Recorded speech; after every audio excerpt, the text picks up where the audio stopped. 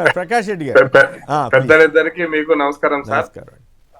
10 ఏళ్ళు కాదు, 1 సంవత్సర కన్నవర కాలంలో సరిగ్గా 18 ఏళ్ళు గడిచింది. ప్రజలు ఈ ప్రభుత్వం అంటే కరెక్ట్ గా చెప్పాలంటే తెలంగాణలో అంటారు పెనం నుంచి పొయ్యిలబడ్డట్టు, లేదా ఈ నరకం మాకు ఎందుకు రా బాబు ఎప్పుడు మాత్రం బాగుంటుందని చూస్తున్నటువంటి పరిస్థితి మాత్రం వచ్చింది సార్. పక్కా ఇదైతే హైదరాబాద్ ప్రజలు కానీ తెలంగాణ ప్రజలు కానీ అందరూ అనుకుంటున్నారు సార్.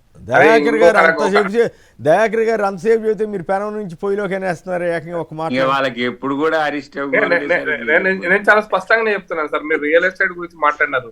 రియల్ ఎస్టేట్ అనేటువంటి దాన్ని హైదరాబాద్ లో ఒకడు అంటే వారు చెప్పింది కాబట్టి దాన్ని కొనసాగింపు చెప్తున్నారు. రియల్ ఎస్టేట్ అనేటువంటిది ల్యాండ్ ఖరీదు గురించి మనం ఆలోచించడం కాదు సార్. కన్స్ట్రక్షన్ జరుగుతున్నప్పుడు మేస్త్రీలకు ఎంత పని ఉంటది, ఇసుక ఎత్తే కూలీలకు ఎంత పని ఉంటది, కట్టెను తయారు చేసేటువంటి వడ్రంకి ఎంత పని ఉంటది అనేది కూడా లెక్క పెట్టుకోవాలి సార్. అందుకోసం కేటీఆర్ గారు కూడా అటువంటి తప్పు చేసినారు. ఏంటంటే మనం ఎన్ని సాధ్యమైన ఇండ్లు కడితే, అప్పుడు మీరు 5 లక్షలు అన్నారు, 5 లక్షల ఇంటికి ఇస్తామన్నారు. ఒక ఊరికి గనక ఒక 10 ఇండ్లు ఇస్తే 50 లక్షల యాక్టివిటీ జరుగుతుంది సార్ ఒక సంవత్సరంలో. 50 లక్షల యాక్టివిటీ అంటే మేస్త్రి, కూలీ, వడ్రంగి, సిమెంట్, ఇసుక ఇచ్చే ట్రాక్టర్ అనుకోండి, ఏదని అనుకోండి, ఎంత వీళ్ళు ఇస్తామంటున్నారు చేస్తున్నారు కదా. 5 లక్షలు ఇస్తామంటున్నారు, ఇచ్చేది లేదు సార్.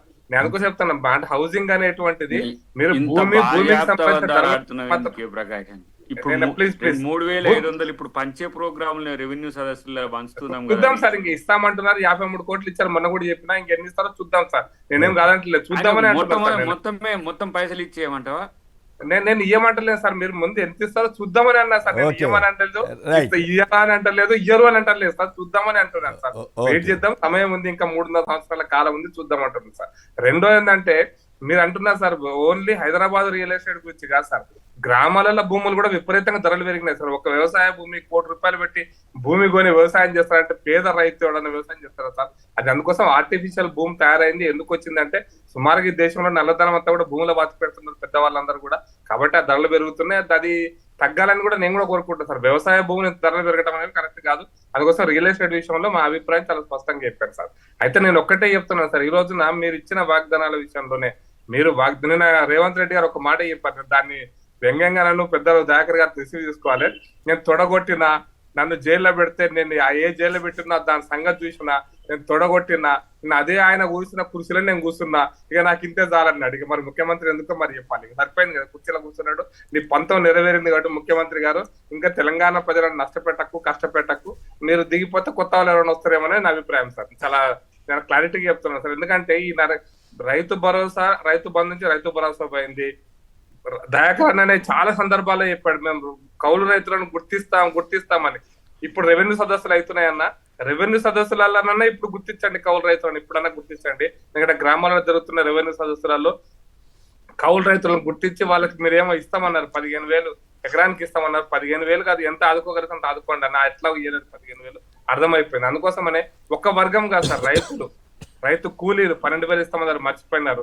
రైతు కూలీలకు అది లేదు. ఉద్యోగస్తులు, నిరుద్యోగులు, మేము 50,000 ఉద్యోగాలు ఇచ్చిన ఉన్నారు. నేను మొన్న దేవప్రసాద్ గారు, దయాకర్ గారు ఉన్నారు. 50,000 ఉద్యోగాల్లో 20,000తో రిటైర్ అయిన 20-25,000 రిటైర్ అయిన వాళ్ళే మీరు ఇచ్చారు. కొత్తగా ఇచ్చింది ఏం లేదు, తగ్గినాయే మళ్ళీ పెరిగినాయి. ఒక 10,000 20,000 ఇస్తే ఇచ్చింటారు అది. కాబట్టి ఇంత పెద్ద సిస్టమ్ లో అన్ని వర్గాల ప్రజలు, నిరుద్యోగులు, ఉద్యోగులు, కార్మికులు, కర్షకులు, రైతు కూలీలు అందరూ కష్టపడుతున్నప్పుడు ఇంకా 10 ఏళ్ళు అనేది భరించగలుగుతారు సార్ తెలంగాణ ప్రజలు. అందుకోసమే ఈ 3.5 సంవత్సరాలు ఎట్లా పొద్దు గడుస్తుందా, ఎట్లా కాలం అయిపోతుందా అని చూస్తున్నారు సార్. మంచి పరిపాలన రావాలి. నెక్స్ట్ 3.5 సంవత్సరాల కోసం భరించాలనేది మాత్రమే ప్రజలు కోరుకుంటున్నారు సార్. నిన్న కూడా దేవప్రసాద్ గారు సమాధానం చెప్పాలి. ప్రతి 6 నెలలకు డిఏ వస్తుంది సార్. ఎంత దుర్మార్గం అంటే పేపర్లు రాస్తున్నాయి. నిన్న పాపం మీరన్నా ఎల్లో పేపర్లు రాసినాయి సార్. 3 సంవత్సరాలు 2 డిఏలు ఇచ్చేసారంట సార్. ప్రతి 6 నెలలకు డిఏ వస్తుంది. నిన్న ఒక్క డిఏ రిలీజ్ చేస్తామని చెప్పి ఇక్కడ ఎల్లో పేపర్లు ఏమేంటి ప్రకాష్ రెడ్డి గారు? ఈనాడు పతాక శీర్షికలో 2 డిఏలు విడుదల అని రాశారు సార్. క్యాబినెట్ డెసిషన్ కాదా? ఒక్క డిఏనే సార్. 6 నెలలైనాక ఇంకో డిఏ ఇస్తారంట సార్. ఇప్పుడు కాదు ఇచ్చింది. దాన్ని కాంగ్రెస్ పత్రికగా, ఈనాడుని కాంగ్రెస్ పత్రికగా తెలంగాణ బీజేపీ గుర్తించిందా?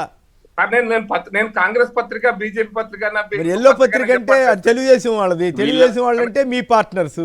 అక్కడ అచ్చంగా 10 అబద్ధాలు రాస్తున్నారు ఏపీలో, ఇక్కడ కూడా అబద్ధాలు రాస్తున్నారా అన్నది నా ప్రశ్న, అంతే. నేను ఎల్లో అంటే నేను టీడీపీకి ఆశిస్తున్నా. ఎల్లో అంటే తప్పుగా రాసేటువంటి పత్రికలన్నీ కూడా ఎల్లో పత్రికలు అయితే అనేది వెనకట మనం చర్చ అనుకున్నాం సార్. ఎల్లో మీరు తెలివిగా మళ్ళీ దాటేస్తున్నారులే, తెలివిగా మళ్ళీ దాటేస్తున్నారులే, మాకు అర్థమవుతా ఉంది. నేను దాని పత్రికను ఆపాదించట్లే కానీ నిన్న రాసినటువంటి వార్తల గురించి మాత్రమే చెప్తున్నాను సార్. 2 డిఏలు అంటే ఒకటే డిఏ ఇచ్చారు, ప్రతి 6 నెలలకు ఒకసారి డిఏ వస్తుంది సార్. అది ఉద్యోగస్తుల యొక్క హక్కు సార్.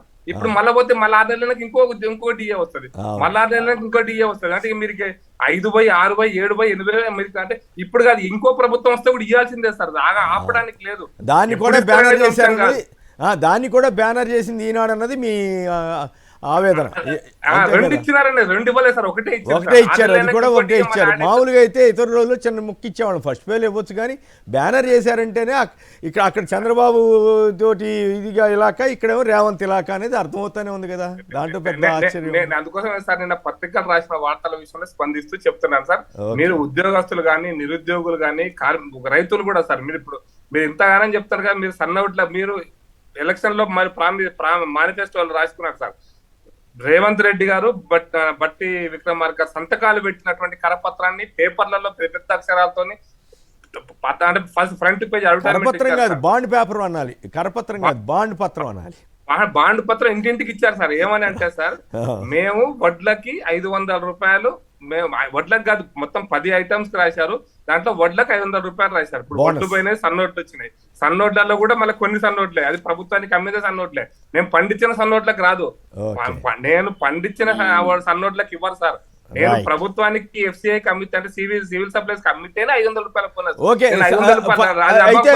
అయితే మీరు తరచుగా కాంగ్రెస్ బీఆర్ఎస్ అంటారు, కానీ ఆయన ఏకంగా దయ్యాల సమితి అని విమర్శించారు కదా, దయ్యాల సమితి గురించి ఏం మాట్లాడతారు మీరు? సార్ దయ్యాల సమితి ఇప్పుడు కాంగ్రెస్ ను అట్లే అంటారు సార్. అంటే పదాలు రేవంత్ రెడ్డి గారి కొత్త పదాలు, ఇప్పుడు బీఆర్ఎస్ కూడా మమ్మల్ని విమర్శించారు, పడా జూటా పడ్డని విమర్శించారు. అప్పుడే మేము తీవ్రంగా స్పందించినాం సార్. ఈ పదాలతోటి పడికట్టు పదాలు వీటితోటి వచ్చేది ఏం లేదు కదా సార్. నేను చాలా స్పష్టంగా చెప్తున్నాను సార్, ఈ రోజున్న పరిస్థితులలో కాంగ్రెస్ పార్టీ ఈ పదాలను పక్కన పెట్టేసి ఏం ఉపన్యాసం ఇస్తారు పక్కన పెట్టి, తెలంగాణ ప్రజలకు సంవత్సరాలు గడిచిపోయింది, ఏం చేస్తారనేది చేసింది చెప్పకుండా ఇవన్నీ చేయటం వల్ల 10 సంవత్సరాలు కాదు కదా 3 సంవత్సరాలు ఉండడం కూడా కష్టమవుతుంది సార్ తెలంగాణ ప్రజల్లో. సమస్య వచ్చిందని నేను అనుకుంటాను. ఆ రకంగా తేల్చేశారు మీరు.